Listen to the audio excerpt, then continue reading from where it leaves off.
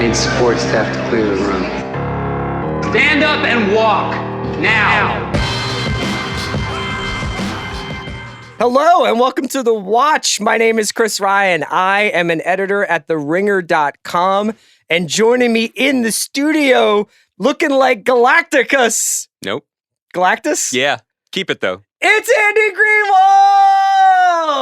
What's up, man? One of the things I love about you, and there's so many, is I think sometimes you mess up comic book stuff on purpose to signal that you're still cool. I would never admit to it one way or the other. No, I know. Greenwald, it's great to see you. It's great to have Kaya back on the pod today on the dials.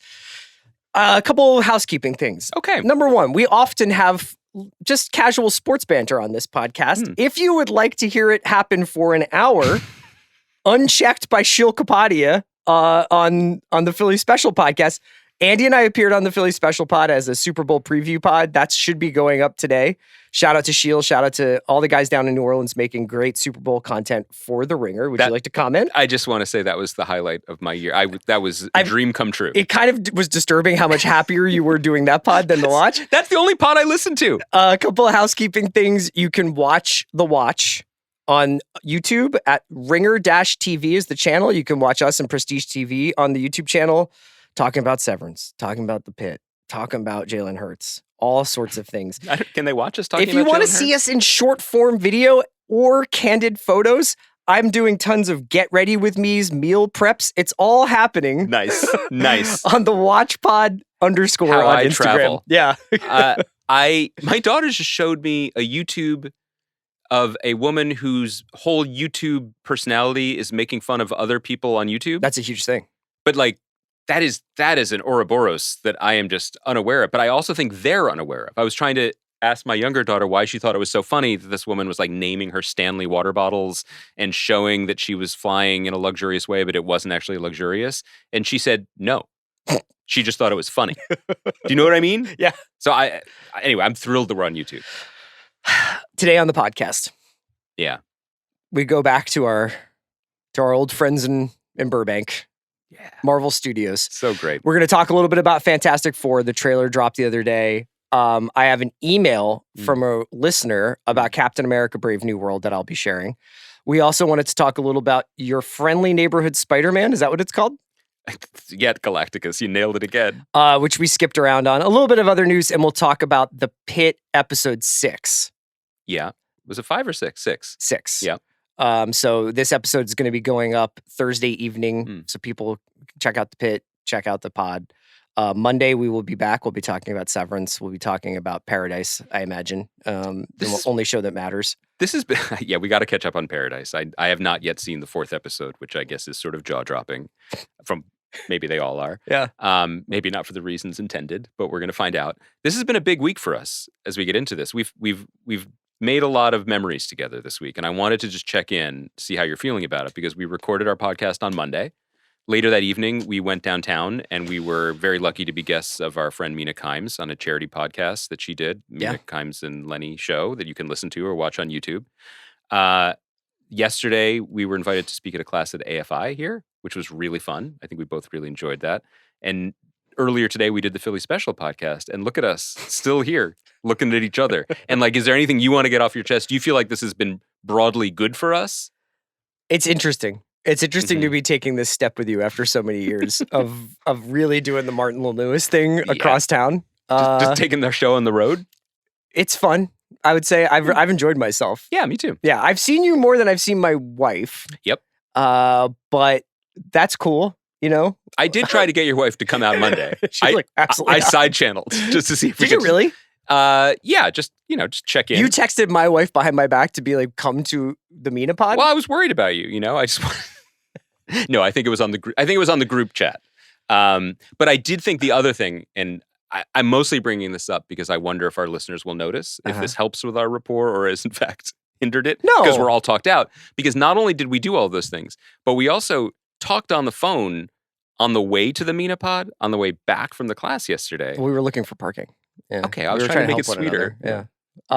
We did end up parking next to each other. Before we get into all this Marvel stuff, before we get into the TV talk, I want to try and keep a consistent energy with these non-TV letters of recommendation. Oh. Things that we're enjoying, things that we're just taking down in our free time. When we're not under the eye of Big Lumen, Yeah. just grinding tape. You're not going to believe what I've got. Yeah, go on. What is your non-TV letter recommendation? What, do you want to go first? No, I want you to go first. Okay, I'm going to grab it because you're not even going to believe this. And we are on video now. Okay. Right? You're going to grab it? Yeah, I brought it. It's something I want to recommend to you, too. Okay, great. That's awesome. Phil, vamp. I gotta reach in my Andy's bag. reaching into a beige bag. I've noticed that his color story has started to become quite muted. I know. But that's because you were really popping this week. You're darker toned today. It's raining, yeah. Okay, so I brought a graphic novel. Holy shit. That I never thought do you know what it is? Can you see? Is it? This is so crazy. It's Transformers. Oh, okay. I thought this was never- like Age of Apocalypse. I was about to freak out. It's just like triggered.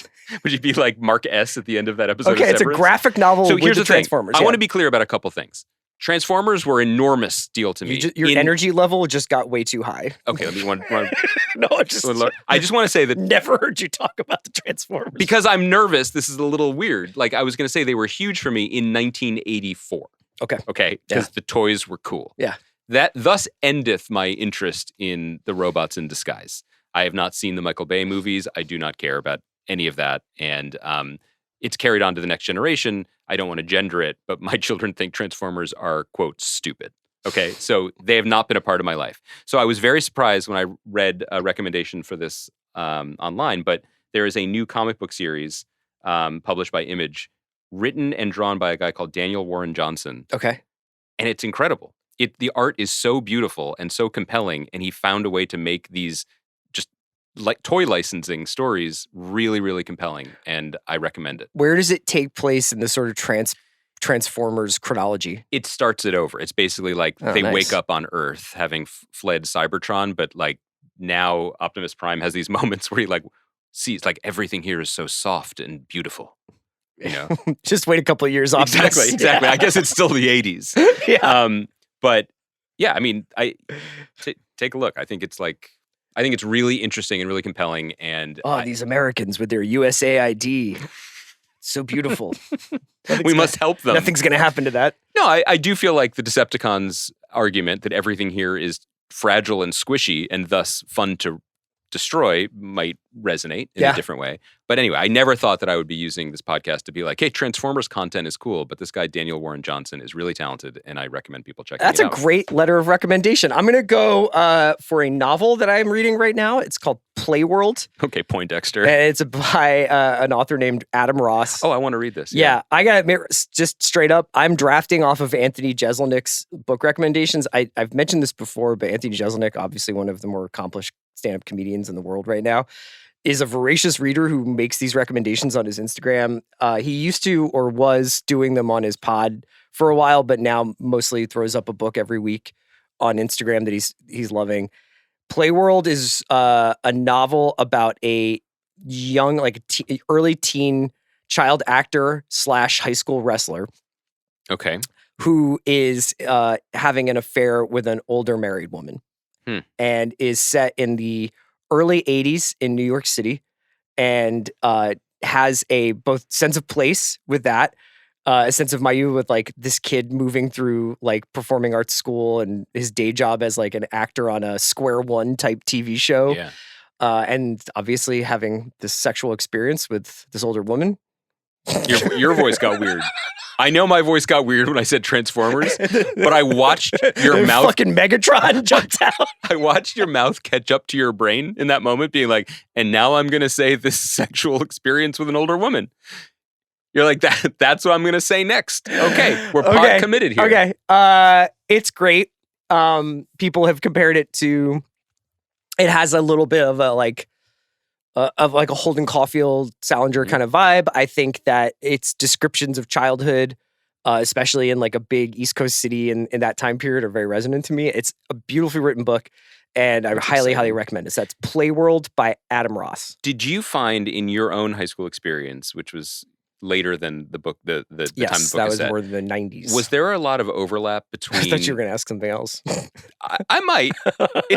I got that in my pocket in case things get dull. Did I ever meet a Transformer in real life? A transforming older woman in real life. No, I didn't. in my experience, I didn't have a lot of crossover between wrestling team and the plays. Yes. Those were often, they were competing, they were at the same time, and they were kind of different camps. Wrestling, I never was into wrestling. I never really enjoyed it. And I was way more into like, I think basketball happened at the same time as wrestling, or was wrestling a fall sport? No, wrestling and basketball and the winter play at my school were all the same trimester. I probably would have I couldn't get less playing time doing wrestling than I did playing high school basketball. But I just enjoyed the culture of hoops. Oh, I wasn't asking if you yourself wanted to put on a singlet and grapple. Was there like a lot of actors who wrestled and wrestlers who acted? Is what you're asking? Yeah. No. Okay. So basically, I've just myth busted. You sure your have. letter of recommendation. Get back to Transformers. Sorry, now. Adam Ross. Why did you recognize real? Did you know that Optimus Prime isn't his name, but Prime is his title? Speaking of giant robots in the sky, there you go. Is Galactus a robot? No, he is a god. I mean, definitionally, maybe he is a world swallower, celestial space being that is absolutely the zenith of 60s Jack Kirby what the fuckness of a villain for the super team is going to be a massive purple helmeted man god who eats planets. And his arrival is announced by the coming of his herald, the Silver Surfer. Played by Julia Garner in the new film Fantastic Four: First Steps, which had a trailer drop earlier in the week and already has 200 million views on YouTube. How many do we have on YouTube? Tell me after. Slightly less. Tell me after. The reason I want to talk about this is I put my hand on the tracks, the Infinity Stone, and I feel a train coming. Oh, yeah.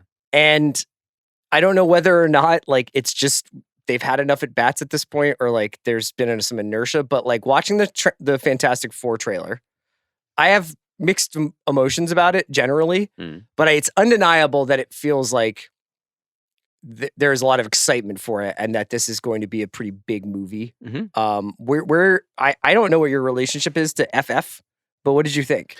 I was very excited on a gut fanboy level about this trailer. I think I am on the record as drips and drabs of information have come out as saying like it just feels like not just a throwback to 60s era Marvel storytelling, or even 10 years ago Marvel MCU storytelling when they were good at this, but a very, very strong return to what Kevin Feige was just so uniquely good at that got this whole thing rolling, which is being able to both intuit and then express the core tenet of a character or of a franchise, or of what makes these special and different from other comic book stories. Okay. And for me, and clearly for him, and for the other people at Marvel, it's that one, this is a family, and two, that it's at its best with this kind of whiz-bang 60s Jetson style utopia, and that they weren't going to try to say that yes, while Sokovia was falling from the sky, this was also we're happening. We're going to talk about Sokovia I can't in a few minutes. But so I really, really love that. Like it feels weird to be saying, that classic Marvel touch in 2025, but it's been a minute. Yeah. And it feels focused. It feels like it understands the assignment, and it has a great cast. And are there little nits to pick? And certainly. How did you feel about the possible use of AI in the movie poster? I just ignored that. Okay. I don't. There's only so much time in the day. There's only so many things to get upset about, or so they tell me. Is that where did you rank Marvel's use of AI in the Fantastic Four poster? It was the thing that upset me most vis-a-vis this week. international aid in America's role in the world. Like, this is not tweeting at Elon relentlessly. Like, what will you do about this incursion? Not my country. It's great. Redirect your bright boys onto the things that matter most. I like that. I and also the way it sort of like wrapped its arms around a lot of different pieces of the Fantastic Four heritage. Like it's the same heritage. It's like the same conversation that I tried to have with you about something that I think you feel is deeply stupid, and I respect it, which is that Superman has a super dog. Oh yeah. And similarly, there's a urban legend, I don't know if it's ever been proved or disproved, that the reason why when there was a Fantastic Four cartoon in the 70s, that is the way a lot of people, not now older people, learned about the Fantastic Four, where the members of the group were Mr. Fantastic, the Invisible Woman, the Thing, and Herbie the Robot. Mm-hmm. And the urban legend was that the network said we can't have a boy who's on fire on television because, I mean, look at us. Boys will just set themselves on fire. So they put a robot in it. It's this. Are you saying young men are impressionable? I'm just saying I'm happy to be a hashtag girl dad. Yeah. So the fact that like they've reclaimed that, like, well, Herbie is part of this, and it's Baxter Building, and it's like a retro New York. Of all the things that I thought the trailer would do, reminding us the Thing is played by Cousin Richie from The Bear was not in my top 10. I thought that was a decent clove of garlic to throw at us, to quote. For spice. Because obviously the movie's probably not even done yet in terms of like locking all the special effects and everything. Right. It's a summer release, right? End of June? It was an effective teaser. I thought it kind of was, the Thing's banter was a throwback to some of the Whedon stuff, you know, like just that kind of like, hey, we're all hanging out. We're all kind of actually deep down, like, just like you, we're making dinner and stuff like that.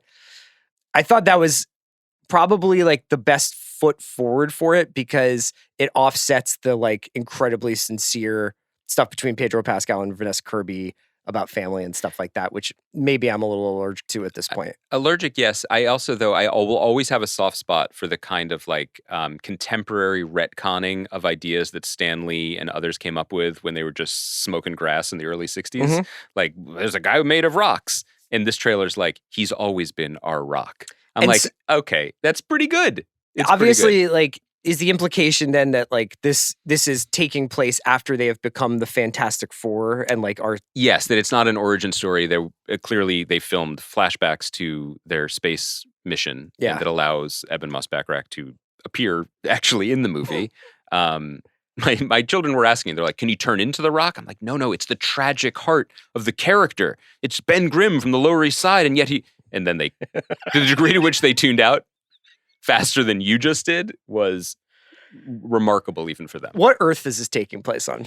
I think that what we know about this is that this is a different multiversal Earth that will inevitably be crashed into the others as we head towards So Secret this is Wars. like, just so I understand, like, we're still going to be messing around with like realities. Like that's like necessary for like the Secret Wars thing. And like, yes, there's no indication that they've removed Kang, but they have not diverged from the plan to essentially do the Jonathan Hickman Avengers leading into Secret Wars storyline where all the multiversal which is pretty badass. It's awesome. Crash into each other. And that allows them to tell the biggest possible story, but also cross-pollinate with alternate versions of characters from previous movies, TV shows, films, and then come out of this, theoretically, with the plan for whatever the future, the freaking 2030s plan for this universe is with, you know, Michael B. Jordan as Black Panther, as I keep throwing out to be proved right about one thing once, or whatever else may come of this. You know, I think it is if you are a fan of this stuff and you are not as cynical as we often are, then I think this is actually a pretty good summer because Superman and Fantastic Four are both optimistic, brightly colored reboots, basically. Yeah. Like we're starting from scratch here. And Fantastic Four is going to crash into something else. Zagging from reality. I was going to say, they didn't really read the room, but maybe we need it more than ever. I got an email at our Watch podcast inbox, which you can hit us up at thewatch@spotify.com. I forgot to mention that earlier when I was talking about all of our projects, all of the verticals that we have. This comes from Angelo Spagnolo, and he says, "Are we underrating the?" Did you say Spagnolo? Yeah. Any relation? Not spelled the same way As Spags, the coach. Okay, good. Because I wouldn't accept a question. Underrating the crossover appeal of the new Captain America. Anecdote: my wife has no interest in Marvel movies, but we go to the theater often, so she's seen the Captain America: Brave New World trailer 5 to 6 times. She said something I never would have expected. Quote, "I'm compelled by a red Hulk. I don't know why." Wow. Anyway, could this movie be a lot bigger than I or anyone expects? In the absence of anything filling the Marvel void, I do wonder whether, like, we've just kind of come all the way around the track. I agree with this. And now, like, people are going to go see Brave New World. People seem really excited for Fantastic Four. People seem really, like, they're already like, can you see Doom in the trailer? People are excited about rooting out secret Reds in the U.S. government. I feel like that one is in step with the moment. It's really funny, the Red Hulk thing, because I think we touched on this, that, like, I think in a different moment, they were planning on that being a secret in this movie. There's a lot of people out there who are like, I didn't know the Hulk was red. And then you say it's Harrison Ford and they're like, you have my attention. My 7-year-old had that conversation with me this morning. Yeah.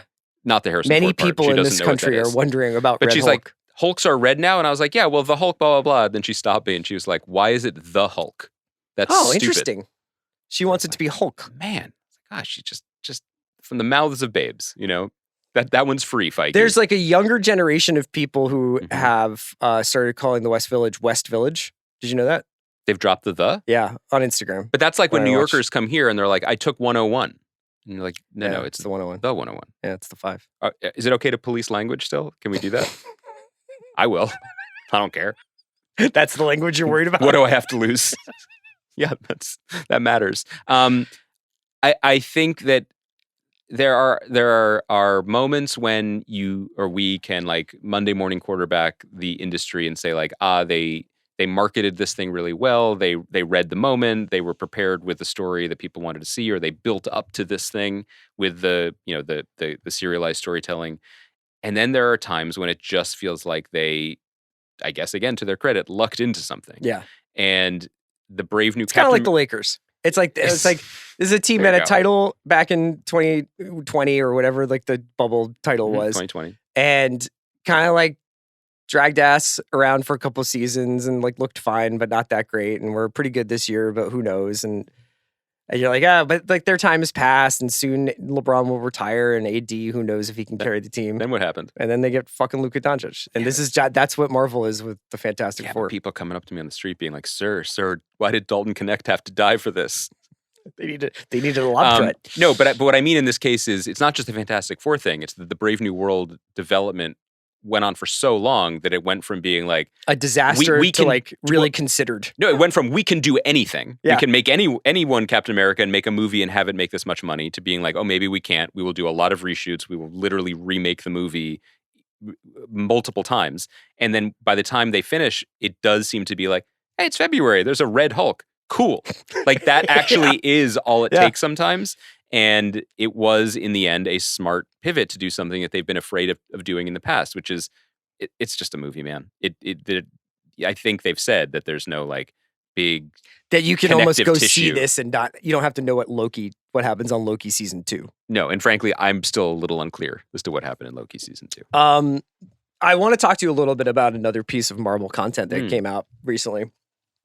And that is the Friendly Neighborhood Spider-Man on Disney Plus. It's an animated series. It's the Hulk. It's your friendly neighborhood Spider-Man. All right. Your Friendly Neighborhood Spider-Man. I can't believe you checked this out. I by the had way. only heard about this show Yeah. because the kid who voices Spider-Man, when Yeah. they were like, did you have any concerns about playing Spider-Man's voice? And he was like, I was worried it was going to be like woke and annoying. Uh-huh. I saw that he said that. He's walked that back, whoever that kid is. He said he was just concerned it was going to be woke. He didn't think it was going to be annoying. Great. Well done. I don't really like animated shows. I did this because you watched a couple of these or one of these with your daughter. Yeah, this and is seemed super to Daddington episode. Yes. Really got into it. But then I'll tell you what happened to me. A couple of the street team members, the CR street team guys out there, DM'd me, hit me up, threw up the signal, and was just like, just so you know, there's Sokovia content in here. Now, I sped through some episodes after the first one just to see, I wish you could do Control F Sokovia for any piece of content. Mostly, so now was your interest in this because you wanted to see how one of the most fundamental geopolitical moments in the MCU was going to be recreated in the Steve Ditko-esque cel-shaded animation style? Or were you wondering how those accords have filtered down to the street level what's the ripple superheroes? effect on Queens? There it is. I did not get to that. I know that this is taking place yet again in a different timeline, right? So in this timeline, there is still like the airport battle from Civil War takes place later in this series. Okay.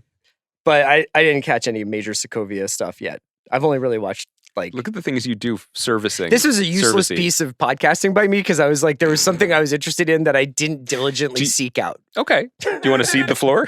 You good? Go ahead. Tell me about how this brought you closer to your child. It genuinely did. Like, this is always going to bleed into this, but like, it is kind of amazing that my younger daughter is doing things that I never thought would happen as a parent, which is like, tell me about the X-Men. I was like, pulled the car over. I was like, you're going to be late for school today. I've waited for this my entire life. I'll write a note. Yeah, they'll understand.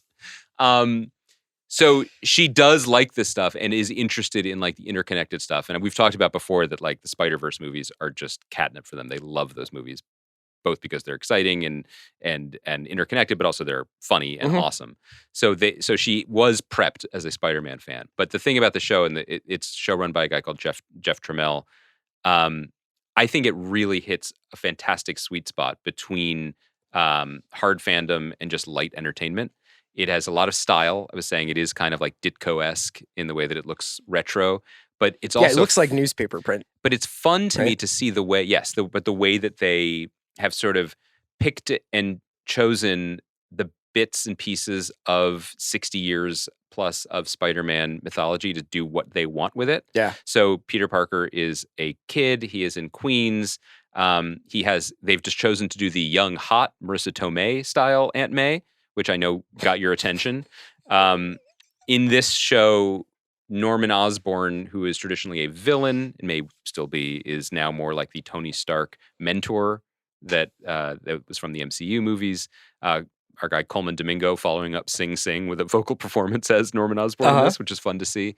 But also they just done little things that, are completely original, little Easter eggs that don't matter as Easter eggs. Like Peter Parker's best, really only friend in high school is Nico Minoru, who is a character in The Runaways and historically has no connection to Spider-Man, but makes sense. They're similar age, kind of outcast vibes. And it was really fun watching the show. This is not moving any large prestige TV needle. It's just very high quality, all ages entertainment that drew me in on a dramatic level more than I expected. What I imagine is that if I had a kid, I would... Well, no, let's play this out. You have a 15-year-old ward who you want to stick at shortstop. Yeah. Straight to decide between wrestling and acting. And you're like, I've got a novel for you that's about both and sexual experiences. I wonder whether or not your insatiable appetite for Spider-Man origin stories is because you get to experiencing them the first time through your kids. Do you know what I mean? I mean, I definitely am like having... I started this thing up, and aside from like whatever, I was just like, I can't watch this kid in high school get bit by a spider again. Like this is like I've definitely nailed that down. This time the spider was interdimensional. I know. Involved a fight with Doctor Strange. And I enjoyed the Doctor Strange that was like less British. Well, I mean, he's never British. It's but like deep down he is. You know what I mean? Because like of Cumberbatch? Yeah, he's just like holding on for dear life. Do you feel the way about Doctor Strange that Trump feels about the Panama Canal? Like it needs to be fundamentally ours? Or American. Greenland, it's just like has always been ours? Doctor Strange is of great military value to us. Tariffs on the UK until we reclaim Strange? I just want to point out, I just think that like the Doctor Strange is essentially like a pretty good wizard with an incredible cape. Well, okay. As represented in this show, and I think now is also making me rethink all I know about Doctor Strange. Or about capes. Yeah. Are you ready? We're on camera now. Are you ready to like back that up? If the Eagles win, I'll wear a cape on Monday. I love that. Do you have one on? I will knit one from You'll get one. Scratch. Yeah. I think that I find this interesting. I'll try to keep it at a minimum on the podcast, but it is interesting to re-engage with MCU with my kids and see what they respond to, what they don't, what I feel has aged well and what hasn't. Like they very much enjoyed the Guardians of the Galaxy movies, which on rewatches are super fun. So there is an element of that, but I also think that Isn't the third one not fun though? Yeah, we haven't done the third one Okay. yet. Weirdly, for children, they like animals and maybe don't want to watch them be tortured in CGI glory. I just think that this is of a piece with what we were saying about Fantastic Four and Superman, which is there is, for me anyway, and for a bunch of people, there is still mileage in the core conceit of these things when they are not just so obviously, massive money plays for streaming IP dominance with just the weight of everything riding on their shoulders. This is just, I still like, you know what? I still like my Spider-Man young and troubled. Maybe like a protagonist in an Adam Ross novel. Sure. I just think it's a pretty good show. The animated stuff has been good. You didn't like X-Men 97 that much? I liked it, but I am not the audience because not my X-Men. Truly though, like I didn't watch that cartoon. Yeah. But the fact that it's sort of celebratory in that mode seems great Sure. to me. Yeah. I'm happy for people. You know, we're talking about Spider-Man. We're talking about these legacy characters being reintroduced. I wanted to throw another news item at you, which has some Marvel connective tissue. Okay, I'm ready for news. And this is from a Variety story earlier in the week that Buffy the Vampire Slayer is nearing a pilot order at Hulu. This would be a reboot that Sarah Michelle Gellar would be coming back for. And most notably, is that Chloe Zhao, director of Nomadland, yes, but also the Eternals. That's how I know her. Would be attached to direct at least the pilot and I assume play some role in. It's weird that didn't come up when we were in Norway with her. No, last year. Yeah, somehow she didn't mention it to us. She kept it quiet. She was just like, Andy, I know you really appreciated the football sequence in Eternals. No, I know you appreciated Brian Tyree Henry's performance. This is just, I love Buffy. Are you a Buffy guy? Yeah, this is like Buffy's incredible television. This is you and Battlestar. Like you have these secret, kind of like Ringerverse adjacent passions. It's more stuff that like Battlestar. I legit think is one of the best shows of the last 20 years. Buffy is probably also that. Obviously, is a different kind of television making than the kind we talk about now in terms of it was a long running, like a WB show. Yeah. Joss Whedon is not a part of this. So if that is the number one reason why you watched Buffy is the banter and the repartee and everything, I don't know what this is going to be. Chloe Zhao's participation in this is very interesting to me and kind of like makes me 10 times more curious as to like how you would want to interrogate this character or whether or not it's a new generation of vampire slayers that SMG is kind of over, like, shepherding through. And we should say sisters Nora and Lila Zuckerman, who show ran Poker Face, wrote the script, and they're veteran TV writers. I mean, I think it's interesting. Beyond the Buffy part, it is every 6 weeks we basically do a kind of 3-minute bit on the pod about a show from our lives that is obviously the option is running up, and they're like, let's on our lives. No, but like Friday Night Lights, sure, the reboot. Like now Buffy. I think that we're seeing like a lot of like when television worked. Like let's start that again. Yeah. Obviously Suits LA is about to start. What do you think of it as like more of an industry story rather than like whether or not you're excited about Buffy coming back? I think it's incredibly hard to capture lightning in a bottle once, let alone twice. And I think that we've seen with a lot of these reboots, it can be very, very tricky. There were a bunch of projects were announced with similarly big fanfare and either never came to fruition or just kind of appeared and disappeared and trickled away.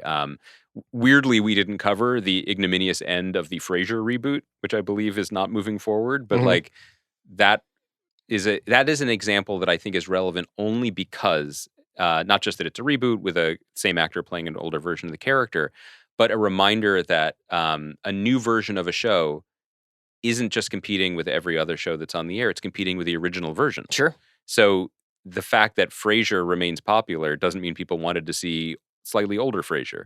Similarly, people are still finding that Buffy. Was the problem with it. That was the major problem. What young Frasier? I do think Kelsey Grammer would agree with our take on Dr. Why not Strange. do young Frasier? Oh, like young Sheldon? Yeah. Like he's just kind of a obnoxious know-it-all. Like, yeah, this is a great idea. Yeah. And like, but like he would have to be younger than he was on in Cheers. Yeah. So like him in graduate full school. Head of hair, Yeah. What I'm having trouble because picturing the show you're pitching versus what we know about young Kelsey Grammer's behavior, which I think was not very Frasier-esque. So I think you and I would probably be more interested in young Kelsey just as a television show, sure. Like an 80s period piece. No, but do you know what I mean? Like Buffy is still out there for people to watch and discover. Yes, So I think what is the new way into it, or are we just trying to do more of the same? And then again, this is all unknowable because the Chloe Zhao involvement suggests like, oh, is this a Oscar-winning pedigree, or is the truth more likely, as disclosed in some of the press releases, this was her favorite show growing up, and she might not want to, you show what it would be like if Buffy could only defecate in a bucket. Yeah. You know, she might just want to If make Buffy worked at an Amazon warehouse. She might just now I'm listening, but she just might want to bring it all back. Sure. Like work with her friends. So Good for her. We don't know. But do you feel Buffy is in the same category as FNL in terms of like, as you were just this talking, is holy? I think it's a pretty important show to a lot of people. I love it. I don't nearly have an encyclopedic knowledge of it, but like I remember it being on a lot in my house and just really, I've always enjoyed it. There are very few shows that have successfully come back in any way. I actually think Veronica Mars was an example of a show that did it right. They did this sort of crowdfunded movie that was very much fan service, but when they actually brought back like a kind of grizzled, fucked up Veronica that had to do like an LA noir story, I was like, actually, like this is pretty cool. Yeah. But for the most part, when people clamor for that extra season, that bring it all back, I just think you see too many of the seams where you're like, when you watch Party Down and you're just like, man, that's a great example. I think Lizzie Kaplan was like super important to the show. And also the show was about these people at this age and this point in their life. It's very different to see when people who are on the cusp of maybe almost losing their shot versus people well into their 40s and 50s still doing a podcast, for example. Yeah. And just, I'm sorry. But we never stopped. That's the thing. That's key. I think the other example of that would be Justified. Yes. Right? Which is, we praise to high heaven everything about the conception of the reboot. Like, you could just take another Elmore Leonard novel and you can update it to the present moment and have it, it's never been like a rip from the headline show, but like, what would it mean for Raylan to be older and in a different city and in a different place and time? And we watched it and we were like, it wasn't as good as Justified. It was all well intentioned, right? Yeah, it just didn't have. I don't think it just didn't have that like frisson that Justified had, and I think Justified got an ascending to actors. Like they caught Oliphant and Goggins like at a perfect time and had the perfect sort of field of play for them to like show their wares on. It's a very mixed metaphor. How's your Natalie Z stock? I'm still holding. Yeah, you gotta hold. Yeah. That's a long play. I agree. That's all I have as far as non-Pitt related content. Are you watching anything else? Is there anything else that we're not talking about? I'm watching Rogue Heroes. Shorzy's coming back soon. I thought it was back. It's back in Canada. Oh. Yeah. Trudeau's holding it back from us. I was going to say, has that been affected by recent political maneuverings? I don't know. Release the cut. Yeah, Paradise I'm watching. I could tell you that I'm watching other television shows, but I would be lying. I'm just watching Philadelphia Eagles social media content. I feel like we need to get through Sunday before we can do a full accounting of what you should be spending your time doing. It's worth noting that if the Eagles win, my definition of catching up on Paradise may be different. Have you actually considered what will happen to you if they win? I think it will. Do I think I will actually because leave my body? You said you were like the 17 Super Bowl exists as a kind of dream for you. Like if you thought it was like you were like, I almost didn't feel like you participated in that season. I do feel that way. Yeah. This season you have actively participated in. I've been dangerously participating for the last few seasons. Okay. I don't know. I mean, do you? I mean, I can't believe we're talking about this again. I don't know. I think that I feel confident in this team, and I actually think they're going to win. And I was watching a press conference with President Harris the other day, and it made me feel good about my optimism, and my rock solid belief in things that I support. I know I don't know what'll happen. It always feels, this is a terrible thing to say. Maybe most people are like this. This isn't like a Philadelphia thing, but like it feels more familiar and more expected to lose. So I would like to win very much. I think there's something about being out here that just it makes it like if we win or we lose, nobody's going to care about us. Like I do. Us? Yes. Yeah, I wish we were in Philadelphia. Like if we show up at a bar on Sunday at 8 p.m. and we're just like, let's get fucking celebration drinks going. 8 p.m. When's the game going to be over? Oh, no, I agree. I didn't know if you meant 8 a.m. or 8 p.m. I feel like it would be different. Yeah, if we show up at like 8 p.m. at a bar and we're like, let's go, and everybody's going to be like, it's Sunday. Yeah, we got to drive. It might be a little rainy tomorrow. Like we have like a bruschetta you guys could have, like. The example that I use when I tell people about what it's like to live here is, and we've talked about this probably on the pod, but a couple years ago, you very kindly got tickets to see Phillies Dodgers game on my birthday or around my birthday. and it was you, me, Fennessy, and Zach Barron. Oh, yeah, I and remember Sean was very nice about that. Sean is always the great person to watch Philadelphia sports with, as a New Yorker. And the Phillies were cruising to a win, and we were enjoying a nice $35 beer. But really we were paying it forward for the Dodgers, just helping them build their Anything nest I could egg. do for that deferred payment. Yeah. And we were winning, and I was like, what a nice birthday present this was. And it felt great. It's a beautiful place to watch a ball game, 70-degree weather, it's like sitting in warm bath water. And then in the ninth inning, I believe the Dodgers hit back-to-back home runs to rip our heart from our chest, like the villain in Last of the Mohicans. It's an early season game. No, I didn't mean that, but it was like... yeah, we lost, yeah. My point was, there was something so narcotizing about the California air. Yeah. I was like, this is fine. It literally was, I was the this is fine dog. And I do think that does make a difference here. I remember when the Eagles won the Super Bowl last time. What a thing to say, by the way. I went home and watched the Cloverfield movie that was dropping on Netflix that night. Oh yeah, you had to work. Well, I didn't have to. I love content. I love storytelling. Do you have a plan? Like, is your Sunday tightly scripted after the final whistle? Do you have things that you're going to have to get into? Oh, like I then go home and watch Severance kind of thing? Because it's earlier here than it is in the East Coast. I think if they win, I'll just spend the night celebrating and watching the celebrations. At my house? Sure. Great. Wherever. I heard the wherever. If they lose, I think it'll be like a handshake, and then I go home. And then it's just like, I'll watch Rogue Heroes or something. Yes. Okay.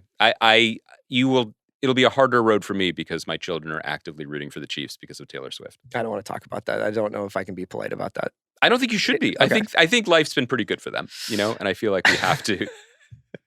They have to have some of the legacy of where we're from. Let's talk about the Pitt. Best. A hard show to maybe do weekly recaps of, I have realized, but still nonetheless had a lot to recommend and a lot to love about this episode. I thought 4 was among the best episodes of the year. Incredible.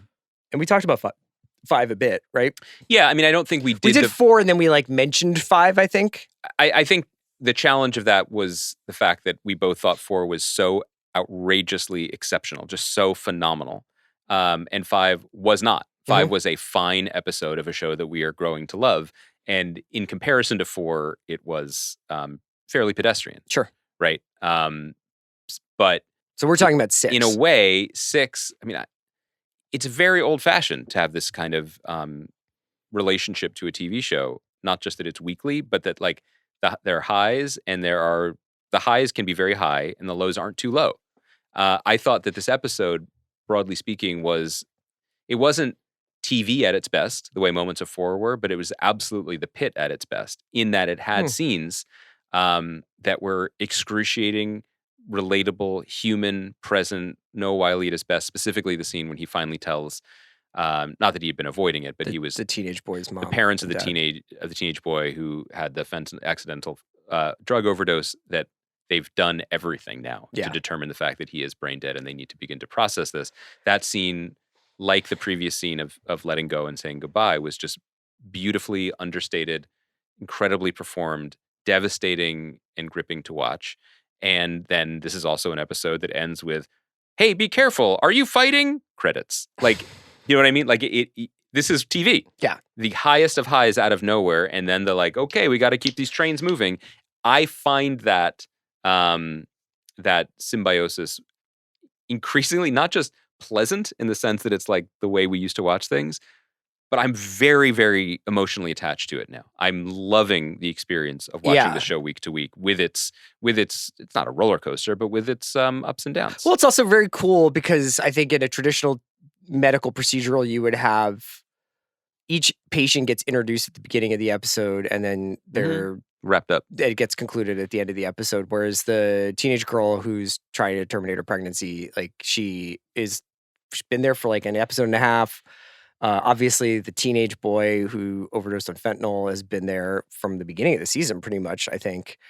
And then you're starting to see certain plot lines come to fruition a little bit, like this sort of presence of Javadi's mom, who's a bigwig at the hospital. You're learning a little bit more about the doctors. I really my favorite part of this episode was Santos dropping a scalpel into Garcia's foot. I want to talk about that because I didn't really ever think about that being something that could happen at a hospital, but I guess like really if with all the sharps around. Well, if I was a doctor, Mhm. I would do that to people all the time because I'm a little bit of a butterfingers, which is probably why I'm not a doctor. Among my also lack of understanding of chemistry and biology. Part of the show does make me so glad that like human beings are so varied and diverse in their interest and experience, and that we self-select in ways that allow us to have most jobs covered. You know, certainly not in terms of international aid anymore, but other than that, we have it pretty much on lockdown. Like that. Even the least likely character, my God, I'm blanking on her name, Javadi's daughter. Javadi, what's like Nadia, I think is her name. Oh, yes. Javadi's that is last also name, her name. yes. Javadi Jr. That despite, her own experiences, and she faints earlier and she's under a lot of pressure, she's like, oh, could I please have a chance to correct this hip displacement? Okay. Like there are times in all of our lives when we are asked to do things when a sense of self-knowledge can be respectful to everyone. Like, no, I would not like to do that. But there are people who are like, sick. Yeah. That's cool. I mean, I was wondering also, like, I know why we have anesthesia. It's because pain-wise, we shouldn't be awake for certain things. But I think it would also be like, you don't want to know how we like what goes on behind the scenes here with all the chaos and stuff like that. You should be knocked out. You shouldn't be observing it. Now, I thought about that too in this episode, that like when maybe it happens to all of us, at one time or another, when we are brought in, I'll use I statements, when I am inevitably brought in because you've dropped 6 knives on me in our Super Bowl celebration on Sunday. And you're sort of like at the mercy of everyone and your eyes are darting around. Like, I'd like to think that the adrenaline and endorphins and everything are so crazy you won't really remember. Yeah, Garcia operating through a scalpel to the foot is I will also say, and I know drugs have changed and medicine has changed to a degree that I haven't rewatched ER recently to know, but the most said words on this show are ketamine. In order: propofol, ketamine, and fentanyl. Yeah. They seem... Because, you read, like, remember when there was, like, the Sacklers and OxyContin, and there was a whole move of, like, we have to curb the automatic prescription of these painkillers. Yeah, I think they're trying to keep it, like, where it's, like, you're not doing it, like, outside of the hospital. But they're real quick to be like, hey, what are you in for? Sore throat, morphine drip. Yeah. You know what I mean? Like, I get it. It seems pretty smart considering the chaos that's going on. But then you also have moments, like in this episode, when there's the guy who... Oh, no, it's the kids who crashed the ambulance. The frat boys. I did not expect this zag. That they're just I just wanted him to be happy and be liked. Yeah, he's like, outsider. I'm going to jail. I'm like, kind of, you should. I know that everyone deserves good medical treatment, but like maybe that's okay. Anyway, there's you can have both. That's the kid. The driver is the one whose collarbone, right, has collapsed into his like trachea. Yes. And so Dr. Hottie, whose name I forget. Dr. Langdon. Thank you. Yeah. I like mine better. Grabs the bone with forceps and pulls it up. And he says... My wife did not like that. This part is seared into my mind. This is going to hurt. You know what I mean? In that moment, the kid's I think he says this is going to burn a little bit. No, Chris. I rewatched. Oh, you did? No, I didn't. I'm chicken. I didn't rewatch. But I was dialed in at that moment. There was no second screening. He's like, we're going to put some anesthetic. That will burn a little bit. Oh, okay. But the physically wrenching of your chest bone out of your breathing hole is going to hurt. And the kid just nods. Do you think in that moment, hypothetical, you're flat on your back, you've classic joyride with frat bros. I mean, that was your experience. My collarbone is blocking my trachea. And a doctor is looming over you with forceps and he's like, hey, quick heads up. Just want to, communicate. It's important. This is going to hurt. Yeah. What is your reaction, do you think, in the moment? Get more ketamine, please. Like just full. Just Michael Jackson me. Yeah, just exactly. get the propofol drip. I think that I trust, much like the mother of the kid with the twisted scrotum, I think I do have that relationship with I have to admit, medical professionals where I'm like, oh, you're here? Thank you. I would nod. My wife was like, I blanched at that. Like I was super into the collarbone thing. And when the scrotum torsion happened, I was like, oh, this is a lot. Like, and she was fine with it. She was just like, you're so you guys and your precious balls, basically. Like, like this is what you can't take. And I was like, yeah, but like, is that so wrong? yeah, I mean, it's pretty traumatizing. Why can't man. everybody have sensitive parts? That's cool. I just think it's a thing that I don't want to contemplate. Okay, so maybe you've answered the question that I was going to ask you, which is gun to your head or scalpel to your foot. Well, also, doesn't Collins go the wrong way the first time? Yeah, so I'm saying, okay, let's assume that Collins goes the right way. Scalpel to your foot. Would you rather have Dr. Langdon with forceps lifting your collarbone, or would you rather have Dr. Collins with, let's be honest, a little bit of a smirk on her face, detuning the piano?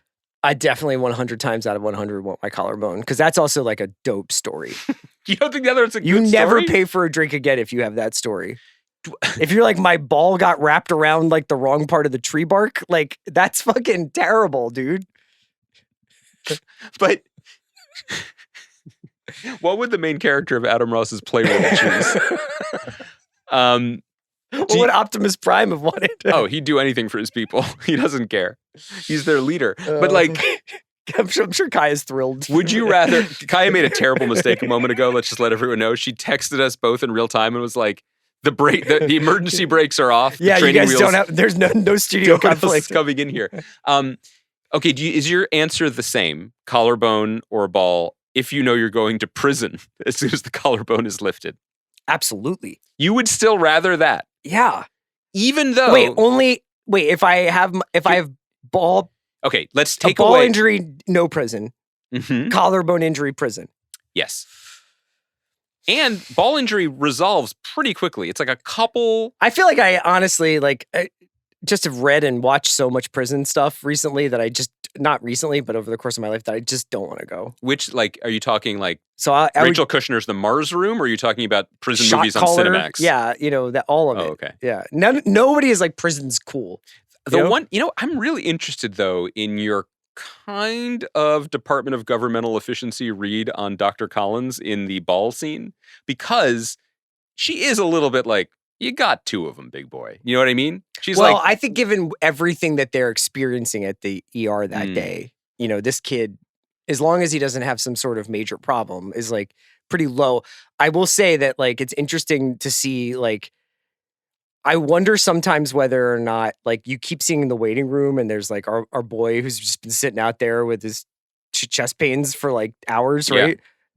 Your boy. But then they get randos get in. You know what I mean? Well, that's why they're out there doing triage. They're I guess so. They're like, this guy seems like a dickhead, so he can sit with it. This young prince who got his ball wrapped around, just played tetherball in the wrong direction, and he needs to be addressed. I appreciated that system. It does seem to be. I wonder if there's going to be some more interrogation of what happened there. With the ball? Yeah, him. How did that happen? Well, this is actually a weird way of saying something that this is not a concern troll. This is something I wonder in terms of the ratio of storytelling. When the guy came in having fallen off the ladder and seemed relatively fine and they avoided a problem, when they were wheeling him back from the CAT scan, I was like, he's definitely going to go tachycardic Galacticus here, Yeah. How many ones and dones can we actually have to keep us on our toes? The show's dedication to realism gets tested when it becomes, when it's everything is 15 episodes and you got to have some cool stuff happen. Last thing here, that same guy, the guy who fell off the ladder, got a lot of good jokes about pay someone to do the home reno. Completely agree. When the wife and daughter come, and the daughter's like, I would like to see my father. And the mother's like, he'll be fine. The doctors have it. Yeah. Whose side are you on there? Who you got? I am on... Wait, if I'm the doctor... No. Do you feel like... Are you mom or daughter in that case? Do you feel like you'd like to see your loved one regardless? Or do you feel like you're more team mom being I'd like to see them. Yeah. That was my nightmare. Yeah. That was my nightmare. Actually, no, my number one nightmare is my daughters will be like, that's fine. Yeah. He'll be okay. He never should have been on a ladder. We can wrap it up there. We could. Are we sure we should? We could just keep talking about the Super Bowl until it happens if you want to. I will say that we'll be back on Monday. One way or another. And I'm sure we'll have some thoughts on the game, but we'll also have some thoughts on Severance and maybe another show. Paradise is possible. I think we got to catch up on Paradise. I know you really want to do Ride Along. I feel like it's interesting to me. And I like the half-hour format very much, let me just say. Also, generally, Chris, there are a number of movie trailers and things. And usually come out during the Super Bowl. We can weigh in on Kendrick Lamar's halftime performance. Thank you to Kaya. Thank you to Chris. And we'll be back on Monday. Go Birds. Go Birds.